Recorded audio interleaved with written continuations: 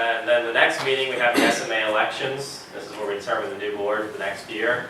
And we're going to kind of introduce each of our positions. And then after the meeting, if you have interest in any of these positions, we really encourage you to come down and talk to one of us and learn more about the position. And then the next meeting, just show up, get ready to answer a few questions in front of the board. The SMA board will ask questions, and so will faculty. So we'll just start down the left.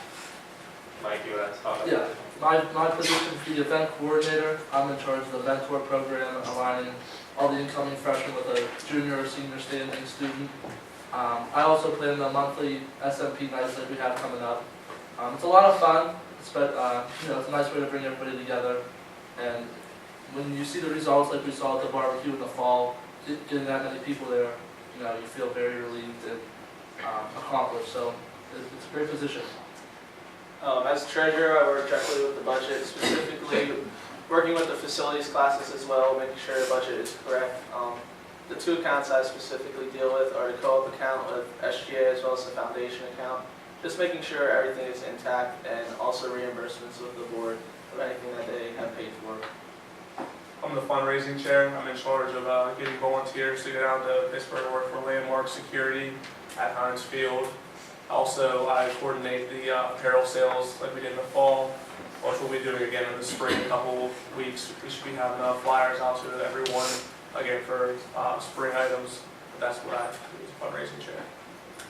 I'm the historian alumni chair, and basically I just take notes at every meeting, and there's a specific format for the meeting minutes, and I send it out to the board. And we actually started putting them on our department website, so if you guys ever miss a meeting, or if you're interested in what the executive board's up to, you can take a look on there. I'm one of the co-chairs. Basic position duties is kind of a liaison between the faculty and the student body itself. Some of the other things, it's kind of a leadership position, overseeing the whole board. Generally, we're a team. We'll all execute on any actions we plan to take and make sure we're all in agreement. One of the other things I started putting together this semester was the community outreach. All of us kind of put together ideas and executed that. Shane, why don't you go more? Yeah, I'm the other co-chair, and we have pretty much the same responsibilities, just kind of overseeing everything and communicating that with the faculty and kind of drawing upon SMA experience to help the board along. I'm the professional development chair. All the speakers that come to the SMA meetings, like the one today, I am in charge of getting all the speakers to come and booking them.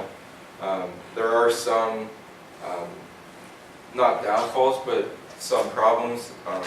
For this meeting, we had an agent that backed out, so finding replacement speakers may be tough, but overall, getting to know the professionals personally, having them come, is definitely a major benefit. I'm the web manager, and for that, basically all I do is I manage our website. Anything technology coordinated with the department, I help in it. Like, I assist any way I can. And since Kate's not here, I'll tell everyone about the social networking chair. And that person is basically the communicator. They send out all the information about upcoming events. And they also do all the work with Facebook, Twitter, and help out with YouTube and stuff like that. Okay, so again, we encourage everybody to consider running. It's definitely going to look good, even if you run and are successful. It still shows to the faculty that you're committed to the major, which I'm sure will definitely help with future letters or recommendations. Now we're going to have Luke talk about the volunteer day. The volunteer day has officially been established. It's going to be April 14th. It's a Saturday. We will be having transportation to Butler, and we're going to be working from 8 to noon. Just by show of hands, how many people think they will be attending? Right in high? Okay, thank you. We currently only have 3 people on the list. The bulletin board that had the Spain pictures up on the top of the West Gym is where the sign-up sheet is. I encourage everybody to go and sign if you do plan on attending. I'm going to be sending the woman we're working with updates as far as our numbers, and we're trying to get a lot to go out. Again, kind of write that down, April 14th, 8 to noon. I know it's early, for a good cause. It's good for us. And everybody here needs 120 volunteer hours to graduate, so what better way to do it than with your major? now we want to have announcements about the banquet. Yeah, everyone today should have received a save the date email from Dr. Crow throughout his. We are having the 35th anniversary banquet on Friday, April 20th. The event's starting at 6:30. Just to give you a little overview of the event, 6:30 to 7:15 we're going to have hors d'oeuvres, a little social networking time, with dinner starting at 7:30. Keynote speaker will follow, and then awards and recognitions after that. I believe everyone should attend. It's a really great way to network with alumni. We're really reaching out to alumni. We're looking for about 250 attendees. So it's going to be a really great event just to celebrate the tradition and history of Slippery Rock Sport Management. Again, the cost is only $35, so it's very affordable to any student, family, friends. We really encourage not only you guys to come, but also invite your family, your parents, and your friends to come as well. And, right now we're in conjunction with the Pittsburgh Marathon for a title sponsorship. So as we get those details worked out, we're looking for volunteers to go down to the Pittsburgh Marathon to work that weekend. So we really greatly appreciate it. It's going to be a great experience if you guys can come out and help the facilities class, volunteer with the Pittsburgh Marathon as well. You'll be receiving emails as our contract is written up with them and title sponsorship is secured. Yeah, we have 2 requests out for keynote speakers. There's 2 women, one's a high executive in Pitt, and the other is the Duquesne women's basketball coach. The woman from Pitt said she would get back to me today, and she's working to get it in her schedule, and she's looking, so if she is successful at rearranging her schedule, we're going to have her. And then the Duquesne women's coach, she had a game last night at Fordham that they won, so I'll be hearing back from her today. So we're looking forward to having 2 great speakers, to show that anything's possible and just have 2 great speeches. And we also just received word from our enterprise class that Murray Cohen, who's an MBA executive, will be in town. I think they said 5:30 for a little workshop. So we're excited to add as much value to the $35, which is already inexpensive, to the banquet as we can. So you all should be there. And then also, applications for the Student of the Year Award are out. Mike will be sending out an email to you guys probably by the end of the day, just giving out the details. But again, all applications are due by March 9th. And it's just for an upperclassman who's really showed commitment to the major. Even if you're thinking about maybe not running until next year, you might as well try it this year. We don't have any applicants as of now, so we definitely encourage everybody to submit an application for it. Those details will be in the email that will be sent out later today. One thing I wanted to let everyone know is that we still don't have a whole lot of people liking our Facebook and following us on Twitter. So that's a pretty big thing that we want you to do, because as you can see, we actually have a Facebook event created for the banquet as well as all the other upcoming events. So it takes like 3 seconds, just hit like and hit follow. It's not that hard, and it's a good way for us to get in contact with all of you. So please do that. I'm hoping to send out an email in the next couple of days sending you links, so it makes it even easier.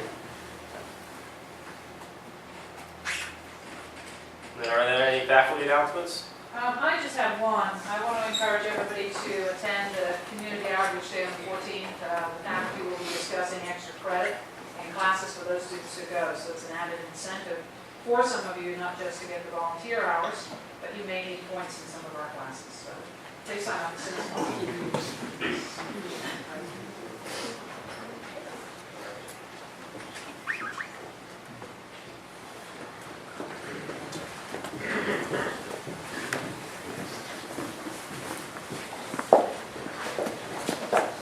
Our speaker for today's meeting is Ms. Lisa Weinzetl.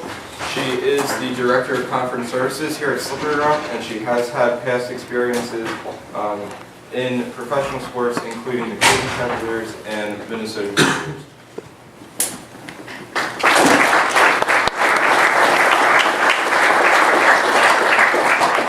I've sort of been giving Jared a hard time. He called me on Tuesday afternoon around 4 o'clock. He leaves a message with Becky, who, if any of you have booked a room on campus, you've talked to Becky Craddy. She works with me, and she's the lifeblood of our office. But so she gives me this message of like, the speaker canceled, can you help him out? So I'm like, yeah, I call back, we go back and forth. So I finally get a hold of Jared, and he's like, oh, you're the 17th person I talked to. And he keeps on going on. I'm like, and when I got the message, I just figured, oh, the speaker just canceled. Right now I'm on campus, it makes sense. And so I've been giving him a hard time because, I talk to Pitt people, and I'm like, stop. You don't tell somebody they're 17. Just let me think that I'm the first person you called, and I'll be a happy camper. So this is going to be a little different, just because of the time factor. But Jared said, just tell you a little bit about my background and how I ended up here and some advice I have for you. So people wonder how I ended up at Slippery Rock from where I started. And it's sort of a crazy journey, and I think most of us, as you get older, you'll realize it's never a straight journey. It's the crazy journey, and they're the best ones. But I actually, until my junior year, was going to be an international lawyer. I went to Allegheny, had a political science, math degree, worked in the sports information office, and I loved it. I traveled with the men's basketball team, wrote press releases, did a bunch of stuff like that. I really liked what I did, and they said, oh, you should send out resumes to do an internship. So I went to Pittsburgh, so I sent resumes to the Penguins and the Pirates. And I got an interview with the Penguins, and it's sort of funny. The only reason I got the interview was because the guy that interviewed me, Steve Sotoa, his cousins went to Allegheny and knew it was a good school. That's why I got the interview, and that'll sort of play out later on. So I went there and decided, wow, I really like this. And it was, we joked because one of the people I worked with is still a very good friend of mine, and we joked she got married the week after tickets out, worked in the tickets out area primarily. And she came back from getting her wedding dress fitted, and this is, you guys probably don't even remember this, but pink paper tablets that said while you were out, and you took messages. And she came in and just threw it up, and I'm an intern, I'm like, just tell me what you want me to do, I'll do whatever. I'm the intern just trying to, get experience and learn. And so you do different things there. I also sat in the Burger King at Clearview Mall with, Alyssa Milano and her boyfriend who played for the Penguins, and I can't remember his name. Remember who it was? Robbie Brown. Robbie Brown, yeah. So Alyssa and I hung out on a Sunday morning at the Burger King while he was signing autographs. She actually went through Bon-Ton and bought perfume. So, you never really know what's going to happen. If you would have told me I'd be hanging out with Alyssa Milano, I'd say you're on crack. While I was at the Penguins, I got to know Steve pretty well. He's like, you know what, you should really go to grad school and do this. I'm like, grad school? I want to be a lawyer. So he hooked me up with Bill Sutton. I don't know how many of you have heard that name. You've probably seen it on your books. Probably hear it. When you're applying to grad schools, you might want to know it really well because I guess he's just starting his own program down at Florida Southern University, funded by the Lightning. Correct. South Florida. South Florida. Yeah, so he also has written the book. He is literally the guy that wrote the book. And I got to know Bill, and he ran the Ohio State program at that time. And the great thing about Bill is that Bill stresses internships.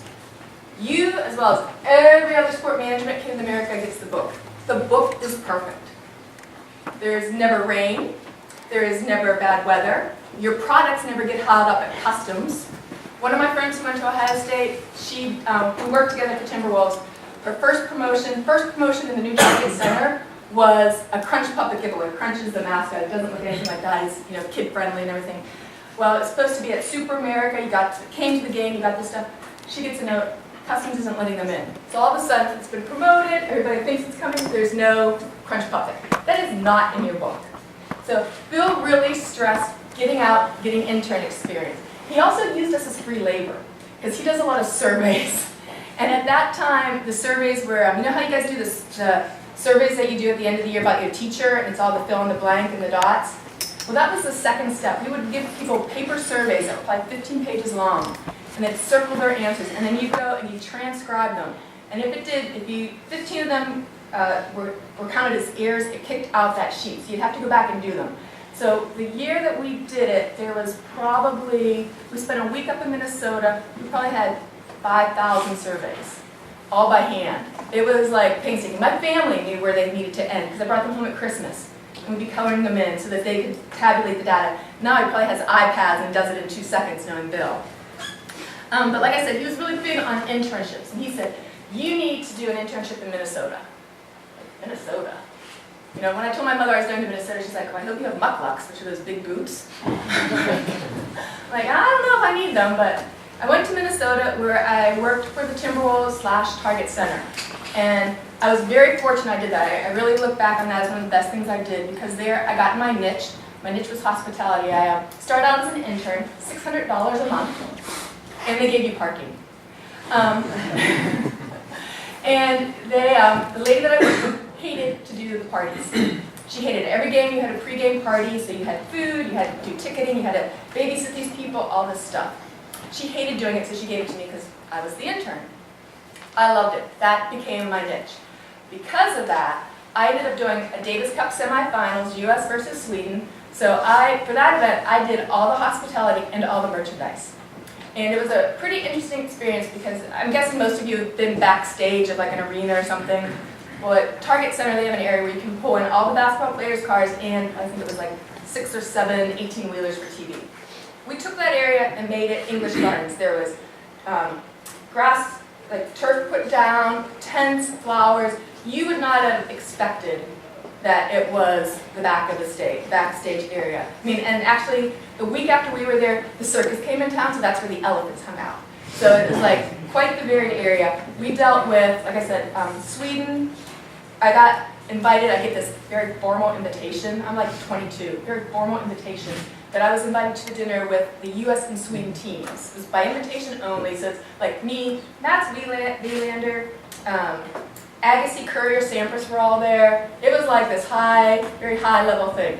The other thing I learned about this event is the USTA is sort of your contact. Well, the USTA, the event was at the end of September. USTA doesn't focus on it until after the US Open. So like, what do we need on promotional items? What logos do we need? They didn't tell us anything until the last minute. We're like, it's already done. And you know, it went overseas, and when you go overseas, you might have to keep an eye out on things because I don't think they've gotten rid of all the water bottles that had the Swedish flag with the wrong colors. They sent it back to us, and the flag was all screwed up. We're like, we can't sell these. So we lost a whole bunch of inventory. So, you know, make sure you guys have enough time to check things out before you get them. You don't want them the day of or the day before. Working at the Wolves and the Target Center, I got to meet probably 2 of the greatest minds in sport marketing besides Bill's. I worked with, and their personalities are very opposite, Len Komorowski and Tim Lewicki. And they are very different. Lenny is probably the smartest person I've met in sports marketing as far as working for teams. There may be somebody that knows more about game operations or more about marketing, but across the board, he can hold his own. Very smart, very well educated. Tim, and Lenny is now the president of the Cavs. Tim Lewicki is, he went to college for 1 semester, never graduated, but if you know anything, how many of you know AEG, Staples Center? Tim runs that. He's the guy that when David Beckham came and was given the jersey on stage, that was Tim giving it to him. He is one of the most creative people I've ever met. Tim comes up with the idea. The year I was in Minnesota, I think it was Shaq that was up, and we sucked. The team sucked. So we had a good chance to get #1 draft pick. This was with the whole lottery thing. And they're like, we're going to put Crunch. Tim comes up with the idea, let's put Crunch up on a billboard for a month. And then he goes to Lenny, make it happen. And literally that's how their partnership worked. Tim would come up with the idea and Lenny would make it happen. So Crunch, God love him, lived on the billboard and he truly lived on it. I think he came down a couple hours at night, slept in the mobile home that we had there, but we had restaurants deliver food every day. You could drop off your Lucky Charm, you know, this whole thing. It was a whole thing, and Target is a great partner to work with. They give us their billboard right in the middle of downtown Minneapolis to do it, and we would have to go babysit Crunch. So you go there and sit there for a couple hours, make sure nobody was harassing him, things like that. The other great thing about Tim was he knew everybody's name. He knew the name of the custodian, because he realized that everybody that worked there played a role in it, in the success. He didn't just know the vice presidents and those people, he knew the guy that was cleaning the bathrooms. Hey, how are you? What's going on? I mean, that's a great thing to realize because it comes in handy. At the stadium on game days, things happen, things go wrong, but all the grounds crew, like if I had an early call that I needed to be there for an event or something, I would bring donuts for the grounds crew. I would always say please and thank you to them. So if 2 calls came in with the same priority, they tell me right straight up, you're going to get taken care of first. Because I always say, hey, thank you, or, you know, here's some donuts, what are you guys doing? You know, so sometimes you tend to want to just ignore or not recognize those people. Face facts, folks. They're the ones that get everything done, especially if you're in a union building. They're going to be the people that help you out. I also was fortunate enough to work on an NBA All-Star game at the Target Center. They're always fun, it's always exciting. A lot of different things. It's a totally different environment because the NBA comes in and takes over. When I was there, Minnesota's a long way from Pittsburgh. I'm originally from Pittsburgh, so I wanted to get back home. And I applied for a couple different jobs, and I ended up at the Cavs Guns Arena, which is now Quicken. And I went there with the understanding, they knew they were having the All-Star game, they liked the fact that I had the hospitality niche. Went there with the understanding that I'd be there for 2 years, and they either had to promote me or find me a new job. And when I got there, like I said, I was focused on just doing hospitality. That was my whole thing. I did road trips, I did hospitality. I took 16 executives on the team plane to Orlando to golf at Grand Cypress. I don't know how many of you know Grand Cypress down there. Really nice golf course. You know, everything was top of the line. Went to Disney to go to the ESPN Cafe when it was brand new. I also took that year, the year that I was there, we took a trip to the Olympics. So we were actually in Atlanta with the team plane when the bomb went off. We get a call. My mom calls me at 1 o'clock. We just come back from the basketball games, and we had actually just walked through the park looking for our bus because in that time nobody carried cell phones, and they had moved our bus. And we were with the people that did concerts in Cleveland, and I remember looking around like, where the hell's the bus? And I've got all these people, I mean like the head of Cleveland Clinic, the head of the Chevy dealership in Cleveland. So I mean these are not like normal people, these are like big team sponsors, my bosses are there, and the concert promoter comes up and says, you know, if you act like everything's okay, we're going to follow your lead. That is some of the best advice I've ever gotten. There can be crisis, crisis, crisis. You step in front of that curtain, everything is perfect. We'll get that taken care of, no worries. You go back there and we joke in my office, I'll start scratching, I'll go, what the hell are we going to do? We start laughing and then we figure it out. But our clients don't know that. We just sort of, well, give me a couple minutes, I'll get back to you on that. When we were down there, like I said, the bomb went off, so it was a whole nother thought process. Do we stay? Do we leave? I have Gordon Gunn calling me. Gordon Gunn owned the team at that point. Is everything okay? Do you need anything? I'm like, no, I think we're good. We stayed, but it was very eerie because you walked around and literally saw the guys with the SWAT uniforms on, with the machine guns, which is just not what you think of in the United States. To sort of make that a little crazier, I had actually been selected to volunteer at the Olympics. So I was doing the team stuff, and then I was going to stay on for a week working at the Georgia Dome with basketball, which at that time everybody thought would be a target. And my vice president, Jim Kaler, who's another name you're going to want to know if you're applying to the Ohio University Sport Management Program, because he runs that, he said, you know, are you going to come home with us? And I said, well, you know, I don't think so. He's like, we'll talk to Roy. Roy Jones ran the building. I'm like, Roy, am I going to learn anything? He's like, oh, probably not, you know, we'll get you experience. And so I said, you know, I'll fly home with you guys. And they're like, okay. He's like, well, that's a good thing because we weren't leaving without you, and I really didn't know how I could force you since you're not a child on the plane. So we get on the plane, and then we get this whole other issue because I had flown out of Pittsburgh, and the plane is flying back to Cleveland. So like, oh, we'll just fly the plane to Butler for you. I'm like, you're not flying this jet to Butler to drop me off. I'm like, my family lives in Ohio. They can get me. We'll be okay.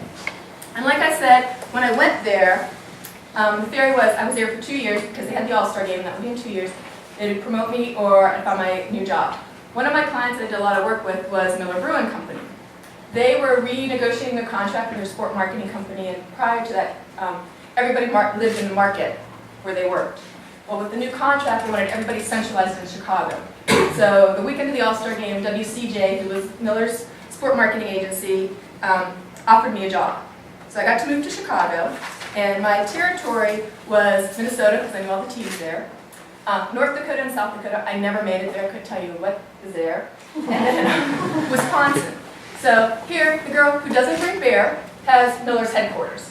And you have to understand, at that time, Miller also was owned by Philip Morris, so the cigarette company. So you would literally, this was the only office, and you guys probably couldn't even imagine this. You walk in, and everybody's at their desk smoking. I mean, it's like going into a bar in your office. It was crazy. And so everybody got, I think it was a case of cigarettes, a carton of cigarettes a week, and a case of beer a month. Seriously. And they had their own bar in the office. And while I was there, I did all of their sport marketing for those 4 states. So I negotiated their contracts, I implemented their contracts, and it might be something, and the thing that there I learned, there was a minor league hockey team. And when I did the whole process, I'm like, it doesn't make sense for us to spend the money they want us to spend. And they're like, no, we have to buy it. I'm like, well, it doesn't logically make sense. You're throwing money. It's like, I think they had a .001 rating for listeners. They're like, if we don't buy it, Budweiser's going to come in and buy it. and we can't have Budweiser in our town. So it makes you sort of think a little differently. We also did all their other stuff. So I did IndyCar racing. So, and I don't know if you know this, but those IndyCars, they pull them around on a little hook. It's the craziest thing, and they don't turn really well on tight corners, and it's just bad. They're scary, actually. And people go to those races up there to watch crashes. We'd be putting signs up, and all those signs that we put up, we'd physically put them up, and there'd be people there that day watching for crashes.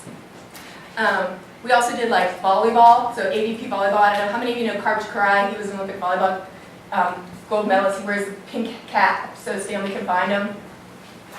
So I see a hand up there, thank you. We would do events with him, and we took him to the Mall of America, to the sports bar there, and I'm like, okay, volleyball players real particularly have a contract with balls and stuff, and I'm like, is there anything that you can't sign? So it's me, probably not even 30, and so it's them and him, and it's, I think it's Jose Leola. It's the three of us at dinner. I'm like, is there anything you don't sign? You know, he goes, breasts, women's breasts. Like, okay. I go, well, this is Minnesota, and it's 40 degrees out. I don't think we're going to have that issue, but I'm good to know that you don't sign that. So thank you for sharing. So when I was there, we lost the Miller account, so then they tried to find other things for us to work on. So I ended up working on Citibank.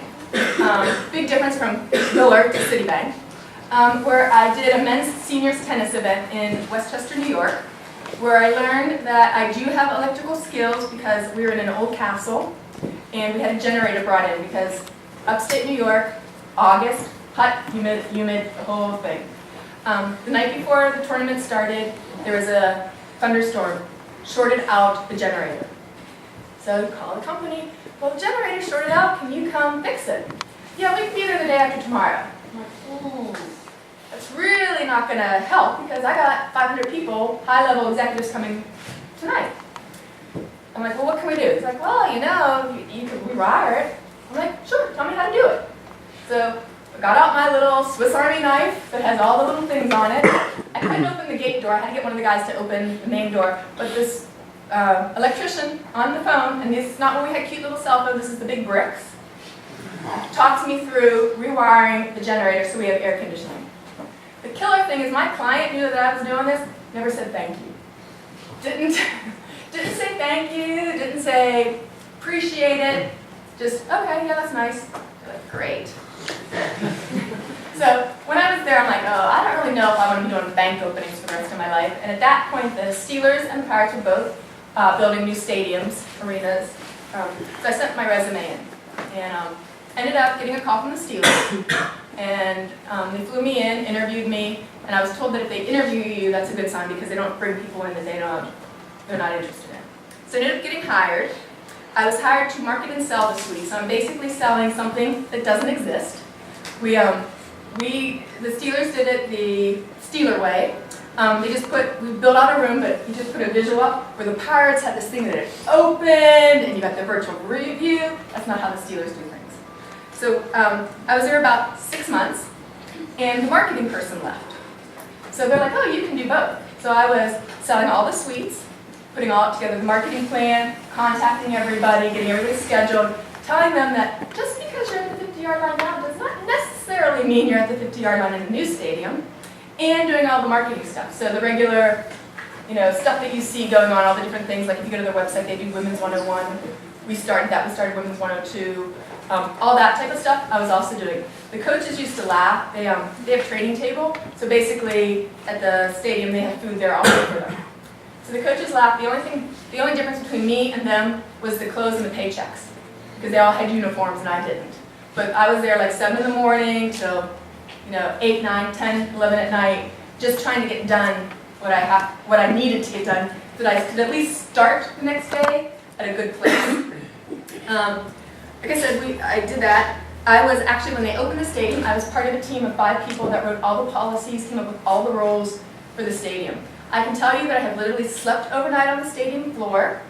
I woke up and found a Met manager standing over me. I'm like, I think it's a good time to get up now. Not a fun feeling. But it's sort of scary to think about it because I was probably late 30s and I was the oldest person on the group doing that. There's some people in 20s. So if you think about opening a stadium, it was us, and God knows there could have been a lot that went wrong, but it all worked out. Actually, 2 of the guys on the team were also Slippery Rock grads, Rob Thompson and Greg Hoyer were part of it, and they're both still at the stadium. At that point, I had sold all the suites, generated over $1 million in revenue. They opened the club level, and they're like, you've got the events background, it's yours. So I had a staff of 40 part-timers that we did all the human resources stuff for. We trained them, we hired them, I did all your HR paperwork, your I-9s, your W-4s, we did all that. With the training, after a couple of years, they're like, one of the guys that worked at events for me said, you tell us how to be nice, and you bring in customer service people, and you give us maps, but you really didn't train us to deal with situations. I'm like, what are you talking about? Because when you think about it, a lot of the situations we deal with, you really don't come across. I'm like, you're right. So the next year when I did the training, I went through we have to keep incident logs, paperwork of who's involved, all this stuff. And I went through and I just randomly picked some. So, so we're going through and I'm like dealing with the person. So what do you do with the person that's passed out? What do you do with the person that's peed in their pants? The person that's locked in the bathroom and passed out. And somebody raises their hand and goes, you're making this up. And I'm like, no, I cannot make this up. I cannot make up that one day I walked in, it's a game, and there's a gurney in the middle of the club level. I'm like, so I go to the staff at the door, I'm like, can that gurney get in here? They're like, oh, the people pushed it in. I'm like, what people? Well, there was a guy on it, and there was a guy pushing it, and there were 2 women, and they were crying. Like, did they have uniforms on? No. Like, did you think it was sort of funny that they, were doing this? So they're like, well, we can point them out. I'm like, great. So I go and I get the police officer, and we were very fortunate. We had two city Pittsburgh policewomen who took no crap. They wanted to taser everybody. I'm like, you cannot taser anybody. Put the tasers away. There's an awful lot of paperwork. Don't even go there. So we go over. We're like, were you? Yeah, and I'm like, where'd you get it? Well, the paramedics room was unlocked, so we just took it.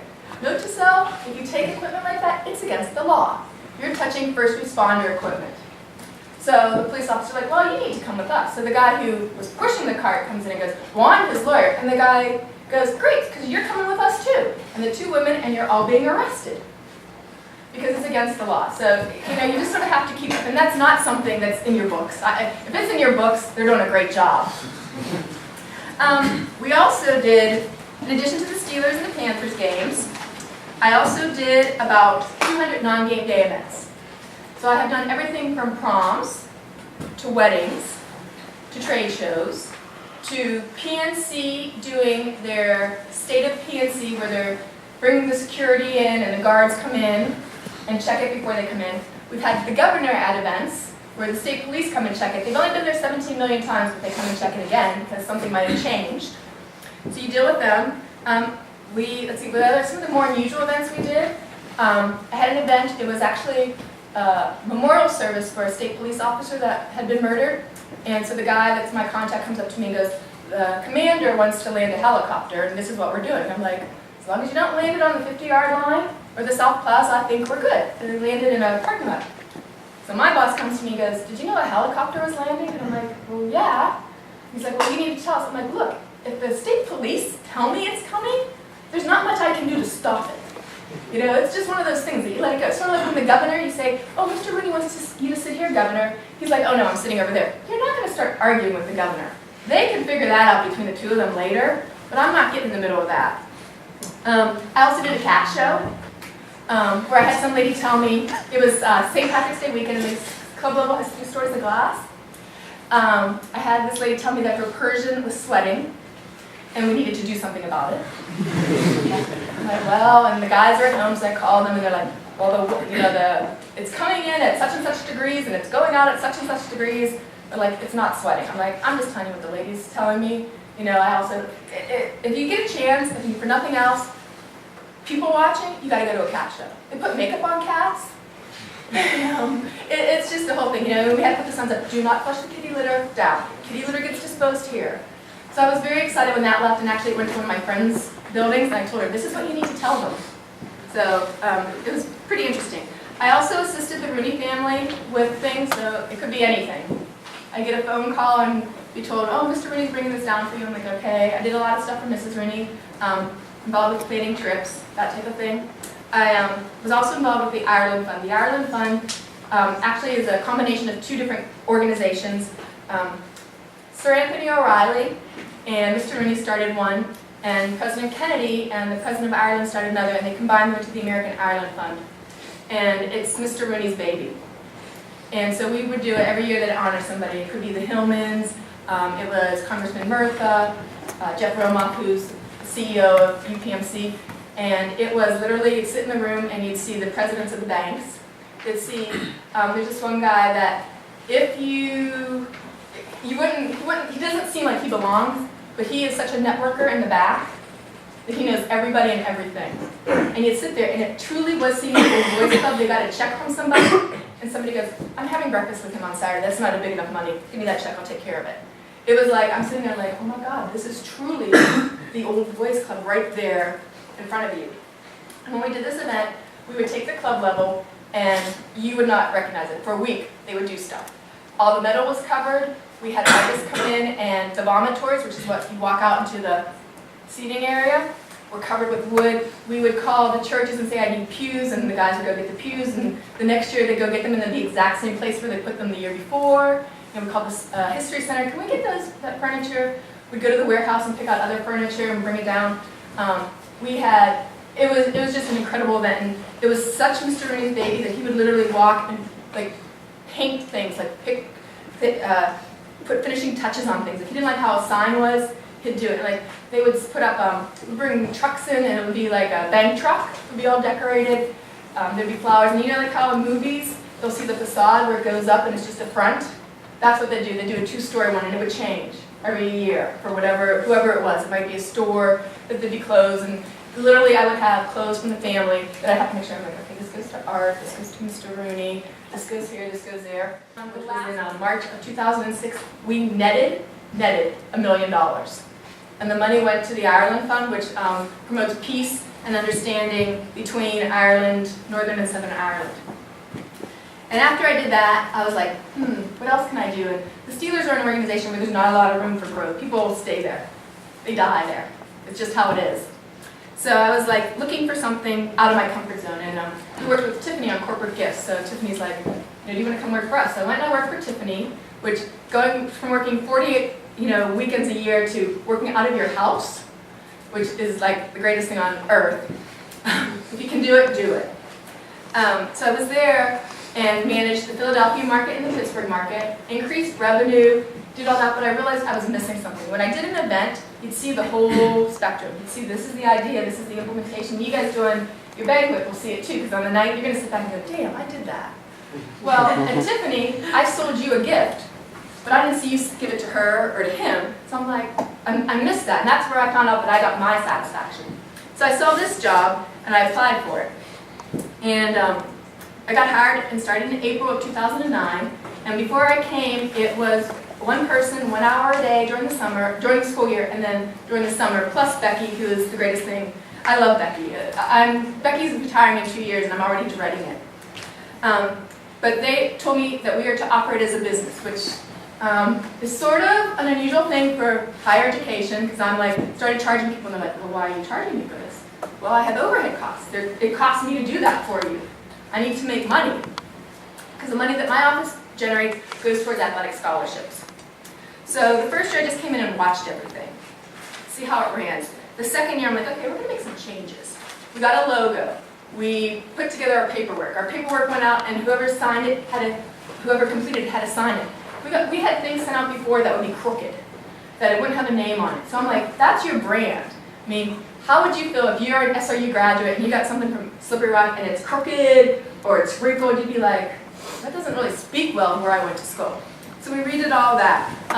Until I came, they did not get background checks for people working with minors.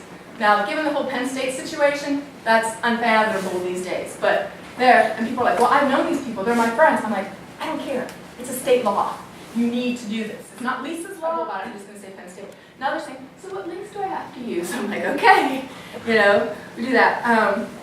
we went through and did stuff, and some of the stuff is sort of crazy that we did, like the signs. I don't know if any of you are hearing this summer, but we used to have things that said, you know, Keystone Camp here, this camp here, this camp here. Well, kids think it's great to steal it. So then we'd have to replace signs, especially if it's somebody that came a bunch of times. So I'm like, well, you know, nobody's really going to want a sign that says camps register at Watson and conferences register at Building F. So that's what we did. Little did we know, little things like that would add up because it saves us financial money, but it also saves me labor time because the kids that come to me don't have to go change the signs, chase them down, things like that. The first year after we implemented the changes, we tripled the amount of revenue given to athletic scholarships. Just through little things that sort of add up. Being more resourceful, watching things, being accountable. Last year we went to online registration, so we don't have to print brochures.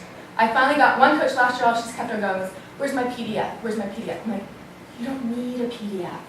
You've got an online registration form. It's an interactive website. And then she's like, this is the first year she hasn't asked me where her PDF is, and I'm so excited because now we've got this website that can do everything in bells and whistles, and I'm excited, so hopefully it'll go. Other things that I get involved in, last year I did the self-defense classes. I don't know if any of the women went to that. And then I also do the fashion show. So, and I know I was very excited. I went and I synced all the registrations that you guys do online and saw that we have a bunch of sport management people because I saw Dr. Higgs' names and Dr. Abney's name because on the form it says, where did you find out? And I'm like, that's great. And I was also very impressed that there are more guys registered right now than women. So I'm very proud of you guys because when you get out in the world, you need to dress. And that's the whole part of it. We also talked about, you talked about volunteer hours. Do volunteer hours for my office count? Absolutely. Yeah, so I need somebody, I'm actually looking to hire somebody for the summer as well as the school year. But I also need some people to work for the fashion show. And it's in events, it's pretty fun. So if you're interested, come and see me, grab me. They also said to give you some ideas on advice. Well, some of the stuff I've already told you, know the grounds crew guys. They're the guys that get things done. The other thing is you never know who you're going to come across. Steve, who I talked about, and Lenny, who I talked about, their relatives went to high school. Steve went to high school with Lenny's sister. When Lenny went to Cleveland to be the president of the Lumberjacks, the IHL team, he couldn't take any of us, but I'm like, oh, you should really talk to Steve Sotoa. He's in ticketing, he's good. He goes, oh, I've already talked to him. They ended up sharing a hotel room for I think like 3 months before they bought houses there and got the team set it up. So you never know who you're going to find across the table, so don't burn bridges. Also, figure out what you don't want to do. There's a lot of things that make you happy, but if you're doing something that you hate, every day's going to be bad. So the sooner you can figure out what you hate, if you don't want to do it, the better off you're going to be. Read everything you copy. Most of you are going to start out as interns, and you're going to have to copy. Read it. Not to be nebby, but just to learn how everything goes. And you know what, as stupid as it sounds, make sure you do it right. Because that was sort of my test for an intern. If they could do like simple, quote-unquote, stupid things, well, then I knew I could give them different things. Because the bottom line is, if you're doing something for me, my name's on it. It doesn't say, Jared, it doesn't say, Mike, doesn't say anybody. It's Lisa's name is on it. So I'm not going to give you something that I don't think you can handle. You need to prove it to me that you can handle it. The other thing, especially for anybody like in hospitality or events, I learned early on, I can't control what happens within the field or within the lines. The Timberwolves, the 1 year I was with them, we won our 20th game on the last game of the year. So figure you're in Minnesota, it is April, and you just won 20 games. I mean, that was like, there's not much going on. It's like every night you're just like, we lost. And some of them were not close games. But and when I went to the Steelers, they were losing. I was fortunate to be there when they won a Super Bowl, so you get to the highs and the lows. But the thing that I learned was, well, I can't guarantee what happens within the lines. I can guarantee a great entertainment experience. You want to do it right the first time, so you only have to do it once. There's so much going on, and especially now with the economic situation, we're all called on to do a lot with fewer people. So, make sure you do it well. You want to set yourself apart. I remember when I was interviewing with the Steelers, Mark Hart told me there's a right way, a wrong way, and a Steelers way. Sometimes it's the right way, sometimes it's the wrong way, but it's always the Steelers way. And you could never go to Mr. Reed and say, I want to do this because so-and-so's doing it. He doesn't want to do what everybody else does. He wants to do what makes sense for him, the organization, the department, the team. We talked about Tim Lewicki and everybody playing a role in the team's success. Keep that in mind because they're the guys that can really save you. Who you know gets you in the door, what you know keeps you there. There are probably 10,000 kids graduating this year with sport management degrees. Probably 20 jobs. So they're just like, Jim Kaler, when he worked at the Cavs, for his secretary, would not hire anybody without a master's degree. So you really need to know people. Take advantage of networking opportunities. When people come, when Murray comes, go see him. Informational interviews. If any of you want to come talk to me, I'd be happy to talk to you. But when they call and say, oh, well, so-and-so gave me your name, or, if you come to me and say, I was applying for this job, and if I think, I'll be honest, if I think you're worthy, I'll attach my name to you. But if I don't think you're worthy, I'll say, well, maybe you can work on this. Because your reputation is everything that you've got, but who gets you in the door, and then it's up to you to prove that you belong there. And last, have fun. It's sports. It's entertainment. Yeah, it can be long hours. You can be tired. You could finish a pit game at midnight and be back at 8 a.m. for a Steeler game. But it's fun. And if you don't look like you're having fun, your guests aren't going to look like they're going to have fun. So, does anybody have any questions?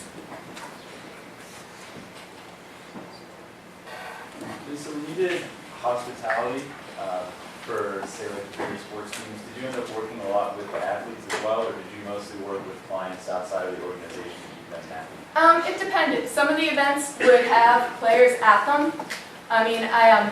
Heinz Ward and I understand that Heinz only wants cash. So I had one client that wanted Heinz to come, so we worked it out that he would come, but he wanted cash. And so, the client walked up to me, gave me $5,000 in cash. I was never more excited to see Heinz Ward than the day I gave him that day. And I go, and here's the I-9, which is the paperwork you have to sign that for you're getting outside income, which I know that paperwork was never looked at. If it made it out of that building, it was probably crinkled up and put in a trash can, because that $5,000 was under the table as far as anybody. I worked a lot with Mark Bruner. Mark Bruner is the nicest man in the world and could not tell anybody no. So he would end up there for hours signing autographs. So one night he came and I'm like, Mark, this is the time they told you to be out. We're going to tell them that you have to go to the airport to pick up somebody. He's like, that's good. There's actually a flight from Seattle. I'm like, Mark, it doesn't matter if there's a flight from Seattle or not. That's what we're telling people. So some athletes you do get involved, but for the most part the planning is with the client, but they might be an element that you're dealing with. Anything else? I know you said working from home was the best thing ever. How do you stay focused whenever you're at home? Because I feel like if I were at home, I might get really sidetracked really easily. I'm sort of anal, so it was really easy. I would get up, go to my office, do a couple hours work, go down, have breakfast, read the newspaper, come back by 9 o'clock, I was at my desk. And that would be 9 to 5. And some days, if I was out on meetings on the road, yes, I'd stop at the mall. But you just sort of get focused because you're like, this is what I have to do. Because you're accountable, and it's sort of like that's the benefit you get to work from home. But if you don't show that you're worthy of that benefit, then they can come back. And it might be a thing where at that point you're doing a lot of calling people, so you have to do work between 9 to 5. If you're doing something like if you're a web designer or something, you could do that at midnight because you really don't need another person. So it just depends on what exactly the task is and who you have to interact with.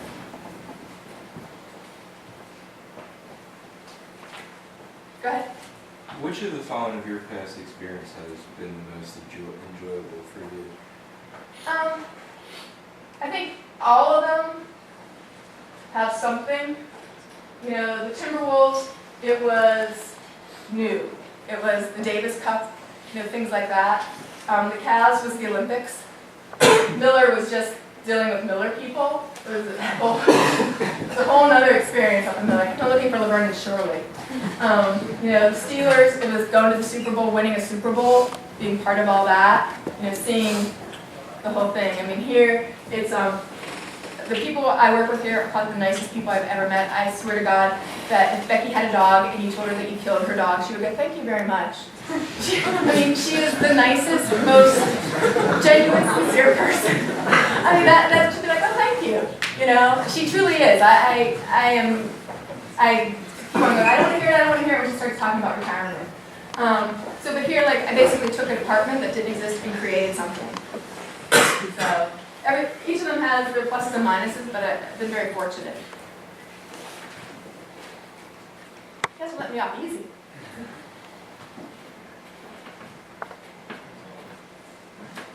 Thank you.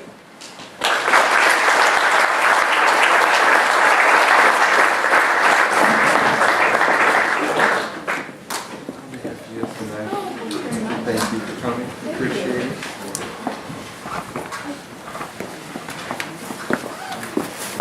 All right, let's just recap the important info here real quick. Reminder that we have the SMP Hockey Night on February 29th, 7:30 at Watson Hall. We expect everybody to be there, including sophomores and people who are involved in the program. SMA elections are next week, or the next meeting, so definitely we encourage anybody who's interested to come down and talk to us after the meeting, or talk to your advisor. It's definitely a good idea to just please run for a position.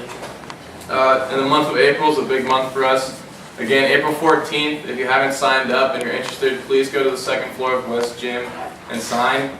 Also on the 20th, the 35th, banquet. We'd like to see everybody there. It's going to be a great opportunity to network. Thank you for your time.